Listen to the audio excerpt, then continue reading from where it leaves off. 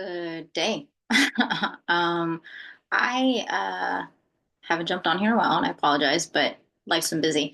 And in that busyness, I have been had this topic on my head that I've been wanting to share for a really long time, and I just haven't found a space until just now. But I wanted to talk about transition. And so the reason I wanted to talk about that is because I feel like that's something that as veterans you go through constantly. But specifically, transitioning out of the military can be extremely challenging and difficult. And as a woman, it is very emotionally charged in different ways. Men as well, but you guys have a different way of managing that. And I wanted to talk on it because I've had three friends of mine that have transitioned in the last couple of in the last year, actually in the last couple of months, and they've all had some similarities. And so I wanted to share on that because I think it's important to talk about. And I want to first share the what's the word I'm looking for? The definition of transition. So if you see me looking down, that's because I'm in the middle of that. So transition is defined as the process or a period of changing from one state or condition to another. From one state or condition to another. When you leave the military, it's obvious that you went from being active duty to reservist or active duty to a civilian. That part's obvious. The part that's not so obvious is this other one, a process to where you permanently adopt a outward you you undergo a process or period and you outward change. You just took off the uniform. That's it. So most people are like, nothing's changed. And they are completely unaware of all of it, all of the things that sing signals and symbolizes. So most of my friends that have transitioned in some way, shape, or form have had the same things happen. They started having nightmares that they never had. I had that. I don't think I've really ever had nightmares while I was in the Navy. And then I got out of active duty, and a month or two into my transition into civilian world, I was waking up in cold sweats. I was having nightmares. I couldn't sleep. I was oversleeping.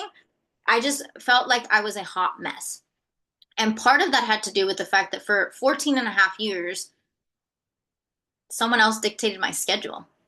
Someone else dictated my wardrobe. Someone else dictated, to a degree, my way of thinking. And then I leave that, and you don't really leave it right away. You know what I mean? Like, yeah, I don't have to go into work anymore, but that's still a part of me because it has made me the person that I am today. However, I had to take a very conscious moment and recognize, okay, what type of clothes do I like? Like, what's my wardrobe actually like? I know that this is not going to apply to everybody because there are people who have owned their wardrobe their whole lives. And so being at a uniform is like glorious to them. That's fine. That point might not apply to you. Being on a schedule, I had to learn because again, I joined at 18. And so I might have had a schedule before the Navy, but then so many years of working days and working nights and working weekends and working this and working that, I had to not just make my own schedule. In other words, like decide what hours and what times I wanted to work. I also had to understand my circadian rhythm all over again. Am I a day person or am I a night person? Because I worked nights for so many years. And now I'm in a season, I'm in a different transition, right? Where I'm a mother. And so I have to wake up early. Like, but my circadian rhythm will tell me when I have the most energy. So do I have the most energy during the morning or do I have the most energy at night? And so that's really important to recognize. And so as minor as that seems, that is a part of transition. And another part that I wanted to share is, and that I really wanted to talk on is the fact that you can't, you can do whatever you want. You won't be successful if you transition out of the military and you think that everything's just going to be fine. And I'm just like, well, I'm just going to go into a new job. The body keeps score, and the body will tell you whether it's immediately or 3 years, because the key, and one of the books that I've read, and I'll share if anything that I've mentioned, you want to read more on, I'll share where I've heard that from. But Kristen Boss wrote a book, Pivot to Purpose, and she shared how 3 years after she was not hustling anymore, her body broke down. And whether you admit to it or not, you have been in a go, go, go, go, go mindset, in a go, go, go, go, go way of living for your entire time in service, because that's the way that it's built for a reason, because in times of war, like, you have that muscle memory already set up, and so your cortisol levels are through the roof.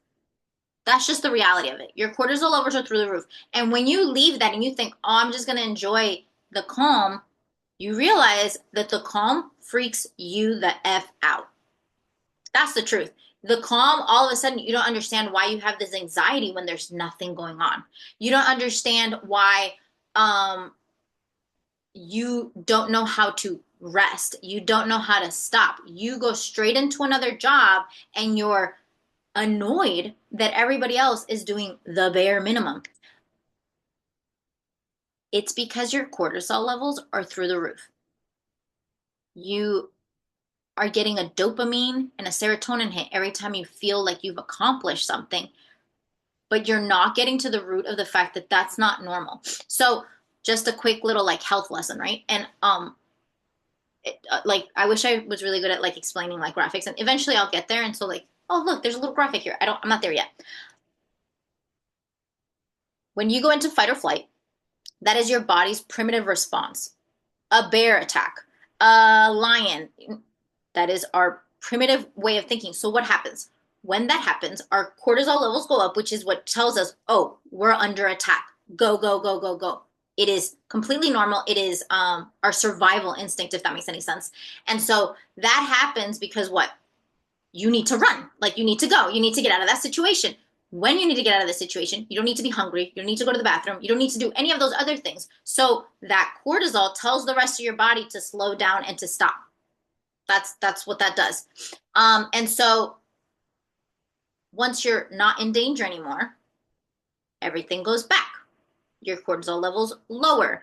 The hormones that tell your body, oh, you need to go to the bathroom, or oh, we need to digest, like, we need to process the food, we need to eat so that then we can process it. Because if you're digesting food while you're running, not very cohesive, right? And so all of that stops. That's how a normal body should work. Cortisol goes up, everything else comes down. Cortisol comes down, everything else goes up.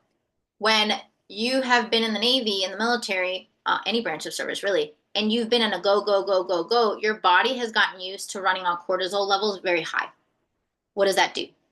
That means that you probably have some gut issues, that you probably have some skin issues, you probably have some difficulty that is not normal, but probably is common. And it's gonna seem like I'm on a bunch of different tangents, but I'm not. Common and normal are not the same thing. Just because everybody in the military has these issues and it's common doesn't make it normal. And so acknowledging where things aren't lining the way they should be is important. And so back to the cortisol, all that. That's a normal process. That's a function that your body's supposed to do, right? We've jacked up that function by being in a work environment that's constantly calling you to go, go, go, go, go. So when you don't acknowledge that and correct that, the effects of running on high cortisol levels will catch up to you eventually. Whether it's instantly when you get out and all of a sudden your body tries to like lower and crash and you don't have that constant dopamine hit to hit those cortisol levels all the time, or it happens 3 years later. And it's going to look like different things. Adrenal fatigue. It's going to look like fibromyalgia. It's going to look like a lot of different pains, or a lot of, whether it's emotional, physical, anything like that. So if you're not taking the intentional time before, during, and after your transition to acknowledge and recognize and support your body, you're going to crash later on. And that's why this is really important for me to talk about, because um, I I really believe that even though some branches prepare you for a physical transition, they don't prepare you for the emotional and the internal struggle that you're going to be going through. And so that's something that I kind of want to share more on, because I wholeheartedly believe that that is a reason why we have so many homeless veterans. I wholeheartedly believe that that's a reason why we have so many people struggling, why people come back into the military, which is fine. I'm not against it. But I think that that's a reason why a lot of people don't leave. Also, I think it's a reason why a lot of people get stuck. Um, I believe that you need time off in a period of slowness before you jump into something else. What I've seen with my friends who go straight into school, or who go straight into another job, or who go straight into all that other stuff, they're deflecting and they're just prolonging the inevitable. I have 3 friends right now who are in their transition periods. One of them is 10 years post, and she's just now dealing with her stuff because she just kept self-medicating in different ways, whether it was drugs or sex or life experiences or whatever it is. And now she's finally going through that. I have another friend who's fresh out and went straight into another career. She loves her career. She transitioned while she was on active duty. But then she messaged me and said, I'm having nightmares. I'm having panic attacks. Like, just because that transition physically happened, the emotional part needs to be addressed as well too. And then I have another friend who is going straight into school. She's went straight into school, and she's dealing with it in a different way as well too. But she's also noticing like it's a lot more complicated, or more intricate is the better word, than I thought it was. And so I just wanted to share and see if anybody resonated with any of this, if anybody has anything else that they would like to um, expand on. I can share more about it, but this was just me kind of talking about another aspect of transition that you might not be aware of, or that maybe hasn't been talked about as much. And if it has, please share videos with me. I think there's like a thing where you're supposed to do like comment below, subscribe here. Again, I'm not there yet, but I will be uploading this video as soon as possible because I want to get back into sharing this, because this is important for me. And I know that that this will uplift you, and I know that this will maybe provide some clarity as to why you have been feeling the way that you have.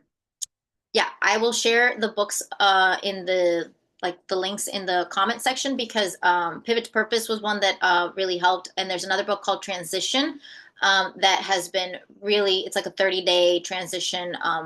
Read it, each day. It is Christian, but it's been very insightful as well.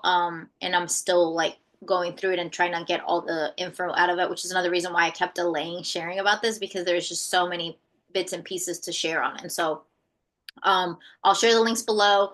If you're interested in how to balance your cortisol levels, I can do another video on that as well too. But I highly recommend you look into Sunshine Adrenal Smoothies and Cortistop. I will share links underneath below for the ones that I've used, and I can talk more on it if this becomes a series, or if I just start uploading more videos. Okay. Thanks for being here, and thanks for taking the time to focus on you by listening to me.